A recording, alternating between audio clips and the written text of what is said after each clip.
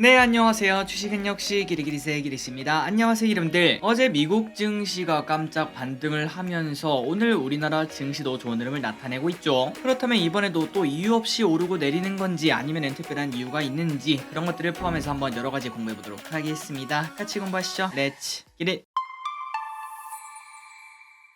첫 번째 소식입니다. 어제 상승은 영국발 호재. 어제 영국에서는 신임 재무장관이 감세안을 대부분 철회하면서 이때까지 감세안 때문에 영국의 불확실성이 나오지 않았겠습니까? 그런데 그 리스크가 사라지는 모습을 나타냈다고 합니다. 그래서 그 결과 여러분들이 보시다시피 증시는 환호하는 걸 확인할 수 있고요. 그러다 보니까 지금 영국의 총리인 트러스는 위치가 조금씩 흔들리고 있다고 합니다. 이러다가 불신임 투표를 하는 거 아닌가? 그러니까 우리나라 입장에서는 탄핵이라고 볼 수 있겠죠. 이러한 불명예스러운 이야기가 나오는 거 아니냐라는 이야기가 나오고 있다고 합니다. 다만 영국에서 불신임 투표를 하려면 취임 후 1년까지는 불가하기 때문에 참고로 지금 트러스 총리는 한 달 정도 되었거든요. 그렇기 때문에 지금 불신임 투표를 할 수는 없지만 그런데 이 부분까지 수정을 해야 된다라는 이야기도 나오고 있다고 합니다. 그러니까 불신임 투표를 1년 동안 하지 못한다는 거 이거를 바꾼 다음에 불신임 투표하자 쫓아내자 라고 말한다는 거겠죠. 그래서 앞으로 여기에 대해서 이제 논의가 조금 진행될 예정이며 그리고 아마도 그런 상황이 나온다면은 올해 안에 자진 사퇴를 할 것이다. 이런 예상이 현재 나오고 있습니다. 어쨌든 영국발 악재가 조금 잠잠해지는 모습이 나타났는데 이 흐름이 계속 이어졌으면 좋겠네요. 그리고 플러스 어제 또 좋은 소식이 하나 있었죠. 바로 실적 발표. 어제 BOA 뱅크 오브 아메리카의 실적 발표가 있었습니다. 그런데 정말 놀랍게도 우리의 걱정이 컸지만 긍정적으로 나오면서 증시는 환호를 했다고 합니다. 그래서 이번 주 2번 타자는 누굴까요? 맞습니다. 오늘 저녁이죠. 넷플릭스 그리고 3번 투자는 내일 테슬라가 있는데 과연 어떠한 실적을 보여줄지 관심이 정말 높다고 볼 수 있겠죠. 과연 연타석 홈런을 보여줄 수 있을까요? 아니면 바로 삼진을 당할까요? 긴장감을 가지고 한번 이번 주 계속 지켜봐야 될 것 같습니다. 다음 소식입니다. 외국인 투자자가 돌아오나 외국인 투자자가 기분들이 아시다시피 우리나라 주식을 11일 연속 코스피를 순매수하고 있습니다. 물론 그 절대 금액이 크지만은 않지만 그래도 올해 들어 최장 기록이라는 거 여기에 의의가 있겠죠. 그리고 오늘 또 장 초반에는 2천억 정도 매도를 하다가 지금 시간 기준 한 2시 조금 넘은 시간입니다. 외국인의 매도가 800억 정도로 줄었더라고요. 과연 장 막판에도 매수로 되돌려서 12일 연속을 할 수 있을지 그 부분을 관심있게 봐야겠죠. 그리고 이 와중에 외국인이 무엇을 샀는가 봤더니 전기전자를 중심으로 매수를 했습니다. 삼성전자, SK하이닉스, 삼성 SDI, LG엔솔, LG노텍,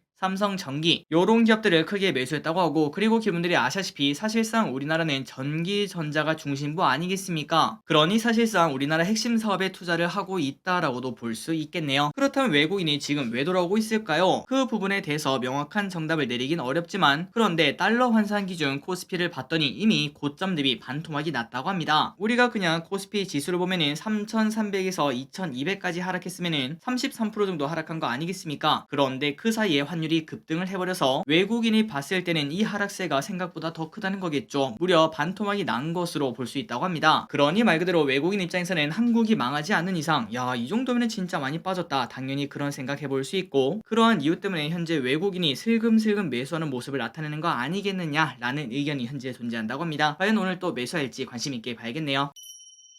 다음입니다. 최근 들어 증시가 살짝 반등을 하려고 하니까 또다시 희망회로가 나오고 있습니다. 한번 관련 내용을 보도록 하겠습니다. 증시가 최근 반등을 하자 대표적 비관론자로 꼽히는 모건 스탠리의 한 수석 전략가가 CPI로 급락하다가 급반등한 그날이 바로 베어마켓 랠리의 신호탄이라고 해석을 했습니다. 마이너스 3%까지 빠지다가 플러스 2%까지 올라간 하루 변동성이 무려 5%나 되는 충격적인 날이라고 볼 수 있겠죠. 그게 바로 베어마켓 랠리의 신호탄이라고 볼 수 있다고 합니다. 그래서 S&P 기준으로 지금부터 10% 정도 상승할 수 있다고 하며 아마도 4천까지 오르지 않겠나. 참고로 지금 현재 S&P는 3677 여기에 위치하고 있는데 그런데 검은색 점선 여기까지는 충분히 올라갈 수 있는 베어마켓 랠리가 또 나올 것이다 이렇게 말한다고 합니다. 그런데 여기서 우리가 고민을 해야 될 거는 다만 여전히 베어마켓 랠리라고 보니까 다시 또 하락한다는 게 조금 충격적이라고 볼 수 있겠죠. 물론 그때 가면은 또 상황이 바뀔 수 있고 연준의 뉘앙스가 어떻게 바뀌느냐에 따라서 다르겠지만 그렇기 때문에 이러한 희망이로가 맞다면은 증시가 반등 결정했을 때 여기서 한 10% 정도 올랐을 때 연준의 스탠스를 확인하고 그 다음에 이제는 긴축이 아니라 침체가 포인트가 될 것으로 보기 때문에 침체 상황이 어떤지 공부를 하신 다음에 야 이거는 상황이 안 좋다 한 번 더 하락하겠다 라는 판단이 든다면은 그때는 현금 비중을 많이 늘려야 되는 그런 상황이라고 볼 수 있습니다. 그리고 여러분들이 보시다시피 차트가 조금 끔찍하죠. 여기 보시면은 고점이 계속 낮아지는 모습을 나타내고 있고 이번에도 만약에 검은색 점선에 딱 부딪힌 다음에 빠지면은 고점이 계속 낮아지는 형태가 나타나고 그리고 플러스 저점도 계속 낮아지고 있기 때문에 그 다음 하락은 이번보다 더 심하다고 우리가 볼 수 있겠죠. 어쨌든 이러한 고민을 할 수 있게라도 4천까지 빠르게 회복이 되었으면 좋겠습니다. 그리고 그때 한번 고민을 해보도록 할게요. 다음입니다. 역시 중국 클래스. 야 이게 뭔 소린가 봤더니 중국의 3분기 GDP 발표가 연기가 되었습니다. 다른 것도 아니고 GDP 발표가 연기가 되었어요. 이게 진짜 가능한가 라는 이야기가 절로 나오는데 그렇다면 중국이 이렇게 연기한 이유가 뭔가 봤더니 바로 시진핑의 산 연임을 기념하는 당 대회가 22일까지 열리고 그때 폐막을 하는데 이 사이에 안 좋은 GDP를 공개하기는 조금 부담스러웠다고 볼 수 있습니다. 그래서 블룸버그는 3.3%로 예상했는데 당연히 이거보다 훨씬 더 나쁠 거다라고 충분히 예상을 해볼 수 있겠죠. 그래서 이런 걸 봤을 때는 딱 이 말밖에 나오지 않습니다. 역시 중국 클래스. 그나저나 여기서 저기리스는 조금 더 걱정이 되는데요. 얼마나 GDP가 안 좋으면 이랬을까? 나중에 GDP를 딱 공개를 할 텐데 그때 GDP 쇼크 때문에 괜히 우리나라도 불똥이 튀는 거 아닌가라는 생각 한번 해볼 수 있을 것 같습니다. 이 부분도 여러분들이 한번 고민해 보시면 좋을 것 같습니다. 다음입니다. 빈살만 방안,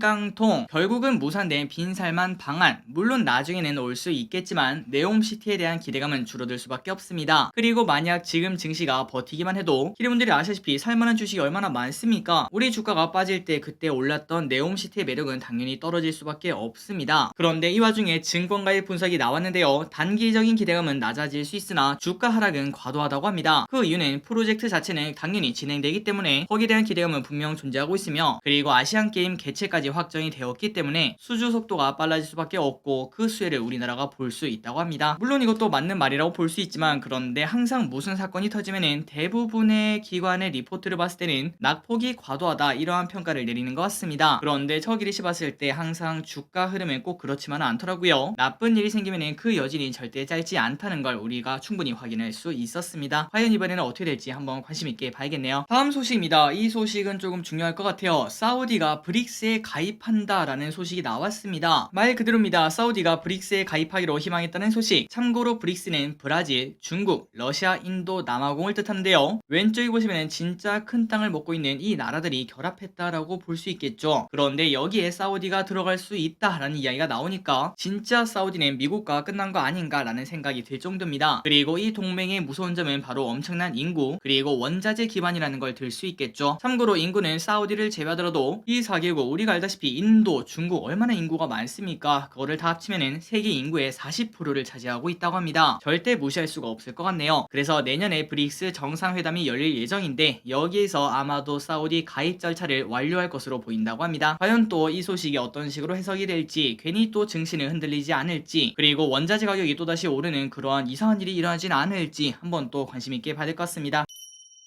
다음입니다. 게임주가 너무 춥다. 매년 11월에서 2월은 게임 성수기로 불립니다. 일단 날씨가 매우 춥다 보니까 집에 있는 시간이 많아지고 그렇다면 게임을 하는 사람도 당연히 많아진다고 볼 수 있겠죠. 그래서 그때를 노리고 신작 출시도 많이 몰려있는 편인데요. 또한 게임주 특성상 신작 출시 전에 주가가 오르는 편인데 그렇다면 지금 게임주 좀 오르고 있나라고 봤더니 야 올해는 추워도 너무나 춥습니다. 물론 성장주가 부러지는 시기이긴 하지만 진짜 빠져도 너무 빠지네 라는 이야기가 나오고 있죠. 다만 이런 상황에서 지난주에 P2 이야기가 나오면서 몇몇 급등하는 기업이 발생하고 있습니다. 왼쪽에 있는 위메이드를 보시면은 오늘 또 무려 15%나 급등하고 있고 최근 3일 동안 주가가 상승해 거의 바닥 대비 30%나 이미 급등한 바 있죠. 또한 최근 들어 나스닥이 슬금슬금 오르는 움직임을 나타내면서 성장주가 상승하고 있는데 과연 이 상승이 어디까지 갈 수 있을지 그리고 진짜로 지금이 바닥일지 이런 부분 우리가 꼭 공부를 해봐야 될 것 같습니다. 물론 지금 성장주에 대한 믿음이 없는 시기는 맞습니다. 너무나 주가가 많이 빠졌다 보니까 믿음 자체를 가질래야 가질 수가 없겠죠. 더 많이 빠지지 않을까 이런 공포가 생길 것 같습니다. 하지만 그 와중에도 분명 덩달아 빠진 성장주도 존재를 할 것 같아요. 실적이 진짜 따박따박 찍히고 있는데 주가가 빠지는 기업은 당연히 기회라고 볼 수 있습니다. 다음입니다. 오버워치2 2500만 플레이어. 스타크래프트를 만든 회사인 블리자드 다 아시죠? 여기서 신작 오버워치2가 나왔는데 플레이 유저 2500만 명을 돌파했다고 합니다. 이는 아시아, 유럽, 중동, 아프리카, 미주 지역에 걸쳐 고르게 플레이되고 있으며 오버워치 1의 최대 일간 플레이어 수의 3배에 가까운 기록을 달성했습니다. 주변의 평가를 조금 듣다 보면은 일단은 게임이 그렇게 나쁘진 않은 것 같습니다. 여러분들 혹시나 관심 있다면 플레이 해보시기 바라고, 그리고 우리나라 게임도 이제 새로운 게임이 쏙쏙들이 등장을 할 텐데 전 세계적으로 대박치는 게임이 또 한 번 더 나와줬으면 좋겠습니다. 다음입니다. 업비트 보상 공지. 지난 주말 데이터 센터 화재로 간편 로그인이 되지 않으면서 가상화폐 거래소 업비트 이용자들이 피해를 입었습니다. 아마도 여러분들 알고 계실 거라고 생각해요. 그나저나 카카오랑 업비트랑 뭔 상관인가 봤더니 다른 거래소와 달리 업비트는 카카오 계정으로만 로그인을 할 수밖에 없다고 합니다. 그러니까 로그인이 안 됐기 때문에 우리가 공모주 파는 거랑 마찬가지겠죠. 공모주를 팔아야 되는데 팔리지 않습니다. 접속이 안 됩니다. 그거랑 똑같다고 볼 수 있습니다. 그래서 이에 대해 업비트는 보상 조치를 공지를 했는데 여기도 우리가 그때 피해받았던 그거랑 똑같네요. 복잡한 증빙 자료를 원하기 때문에 사실상 보상이 어렵다고 합니다. 그렇다면 어떤 자료가 필요한가 봤더니 손실 관련 사실관계, 로그인 재개 후 자산 매도 기록, 당시 매도 의사 증비 가능 자료를 제출을 해야 된다고 하는데, 아니 내 마음에서 팔려고 했는 걸 그걸 어떻게 증명을 하는지 정말 기가 막히고 코가 막힙니다. 또한 로그인을 시도했지만 실패한 기록이 있는 경우에는 수수료를 비트코인으로 돌려준다고 하는데 여기서도 또 문제가 생긴다고 하네요. 보통 수수료를 준다고 하면은 예수금을 주면 되지 않겠습니까? 그런데 그거를 비트코인으로 준다는 거는 결국 그거를 바탕으로 또 거래를 할 수밖에 없기 때문에 어떻게 보면 거래를 또 강제한다는 평가를 받을 수 있겠죠. 그래서 이런 것들을 봤을 때 항상 보상을 받기는 정말 어려울 것 같습니다. 주식에서도 이런 일이 가끔 생기긴 하는데 만약에 여러분들한테 딱 생긴다면은 그때 딱 정신 집중해서 일단 녹화 기능부터 무조건 키셔야 된다는 거 잊지 마시기 바랍니다. 다음입니다. 이 이야기도 빼놓을 수 없겠죠. 보험사는 어떻게 될까요? 카카오가 큰 피해를 볼 것 같은데 거기에 대한 보험 얼마나 나갈지 보도록 하겠습니다. 데이터 센터 화재로 손해보험사의 실적이 불똥이 튈 수밖에 없다고 합니다. 이번 화재로 카카오는 SKCNC와 손해배상 논의를 진행할 예정으로 보험사를 통해 피해 배상을 할 것으로 보인다고 하는데요. 그런데 불똥이 튀긴 하는데 그렇게 큰 금액은 아니라고 합니다. SKCNC는 배상책임보험, 재물피해보상보험, INT E&O 보험, 전자금융거래 배상책임보험에 가입을 해왔는데요. 이러한 보험은 다수 보험사가 공동 인수용으로 계약을 했으며 한도가 정해져 있다고 합니다. 그래서 증권가는 카카오 화재 피해액을 200억 규모로 추정을 하고 있으며 여기에 대해서 현대해상은 최대 100억, 삼성화재는 100억, 메리츠는 50억 정도로 될 것으로 현재 추산이 된다고 합니다. 그러니까 엄청나게 큰 금액은 아니라는 거겠죠. 혹시나 보험주에 투자를 하다 보니까 여기에 대해서 고민이 있었다면 큰 걱정은 하지 않으셔도 될 것 같습니다. 다음입니다. 애플 중국 반도체 탑재 보류. 오늘따라 조금 복잡한 소식이 많네요. 이것도 한번 쑥 보도록 하겠습니다. 애플이 중국 반도체 업체 YMTC의 제품 탑재를 보류했습니다. 당초 중국 반도체를 탑재한 아이폰을 중국 시장에 판매할 계획을 가지고 절차를 진행하고 있었는데 이번에 정부의 규제가 나왔죠. 그래서 결국 보류를 하게 되었다고 합니다. 그나저나 당초 중국 반도체를 탑재한 아이폰을 중국에 판매한다고 하니까 다른 곳은 중국 반도체가 들어가지 않나 봅니다. 그렇다면 거기에 뭐가 들어가나 봤더니 삼성전자, SK하이닉스, 일본 키옥시아 여기에 낸드 플래시를 사용했는데요. 그런데 그 사이를 항상 중국산은 저렴하네요. YMTC가 들어오면서 한국 반도체계는 타격을 받을 수밖에 없었는데 이번에는 우리에게 매우 큰 호재라고 볼 수 있습니다. 말 그대로 후발주자를 따돌렸다고 볼 수 있겠죠. 그래서 일단 이런 뉴스만 보자면 미국과 중국이 싸우면 싸울수록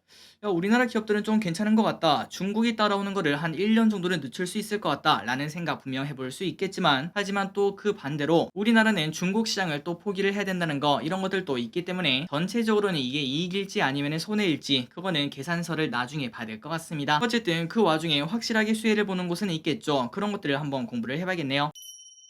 다음입니다. 여러분들 푸르밀이라는 거 알고 계시나요? 아마 알고 계실 거라고 생각해요. 사실상 편의점을 가면은 항상 사먹는 초코우유라고 볼 수 있겠죠. 가나 초코우유. 그런데 이 제품을 만드는 푸르밀이 이제 사라진다고 합니다. 참고로 푸르밀의 대표장은 검은콩 우유, 리피더스, 가나 초코우유 이런 게 있죠. 78년에 설립된 롯데우유를 모태로 한 푸르밀은 코로나 사태 등으로 4년 이상 매출 감소와 적자가 누적돼 자구 노력으로 특단의 대책을 찾아봤지만 성과가 없어 부득이하게 사업을 종료하게 되었다고 합니다. 실제로 18년에 15억 원 영업 손실을 낸 이후로는 지난해는 무려 124억 원 적자로 지속적으로 적자 폭이 느니까 어쩔 수 없는 선택을 했다고 볼 수 있겠죠. 혹시나 여러분들 푸르밀을 좋아하셨다면 마지막으로 한 번 더 드시러 근처의 마트 아니면 편의점을 찾아보시는 것도 괜찮을 것 같습니다. 다음입니다. 도로 한복판 캠핑 빌런 괜찮나? 최근 들어 낚시 시즌이라 그런 걸까요? 날씨가 좋아서 그런 걸까요? 차박을 하는 사람들이 늘어나고 있습니다. 뭐 이거는 괜찮다고 볼 수 있는데 그런데 그 와중에 도로에서 텐트 치고 차박하는 사람이 있다고 합니다. 이번 주말에 저끼리 또 낚시를 다녀왔는데 가봤는데 거기도 이런 차량 한 30대는 있더라고요. 사실상 거기는 도로라고 하기도 뭔가 어려웠습니다. 그 정도로 정말 많은 차량과 그리고 캠핑 용품이 즐비하게 서 있었는데, 물론 과거부터 지금까지 암묵적으로 이런 경우는 종종 있었습니다. 아마도 기르분들 보신 적 있으실 거라고 생각해요. 하지만 도로는 도로 아니겠습니까? 차가 다니는 곳이 도로기 때문에 당연히 위험하다고 생각되고, 그리고 중요한 거는 낮에는 그나마 괜찮지만 혹시나 밤에 만약에 내가 그걸 못 봤을 시 진짜 말도 안 되는 사고가 생길 수도 있겠죠. 그리고 그러한 사고를 떠나서라도 통행하는 차량이 불편을 겪어서는 안 된다고 당연히 생각을 해볼 수 있습니다. 다음입니다. 러시아에서 전투기가 추락을 했다고 합니다. 충격적인 소식이죠. 러시아의 SU-34 전투기가 훈련을 시작하자마자 추락해 한 아파트 단지에 떨어졌다고 합니다. 여기 왼쪽에 보시면은 쾅 하고 터지는 걸 볼 수 있죠. 그리고 왼쪽에 있는 게 이게 전투기 조종사인지 모르겠지만 뭔가가 떠 있습니다. 이 전투기 조종사는 추락 전에 탈출을 했다고 하며, 그러나 민간인 피해가 다수 발생했다고 볼 수 있겠죠. 참고로 SU-34 전투기는 한 대당 500억이 넘는다고 하는데 훈련 중에 추락하다니 이거는 좀 충격적이라고 볼 수 있겠죠. 그리고 조종사는 우리가 알다시피 민간인 피해가 나타날 것 같으면 끝까지 조정을 해서 최대한 피해야 되지 않나요? 그런데 결국은 이렇게 그냥 탈출하고 비행기는 결국 아파트에 부딪혔다고 합니다. 빨리 러시아가 정신을 차리고 전쟁을 끝냈으면 좋겠네요. 다음입니다. 러시아 관련 소식을 보도록 하겠습니다. 현대차 러시아 포기. 러시아도 절대 작은 시장이 아닙니다. 인구가 무려 1억 5천만 명이나 된다고 하니까 충분히 노려볼 수 있는 큰 시장이라고 볼 수 있겠죠. 그래서 현대차를 비롯해 많은 완성차가 러시아에 진출했지만, 그런데 이번 사태로 이미 르노,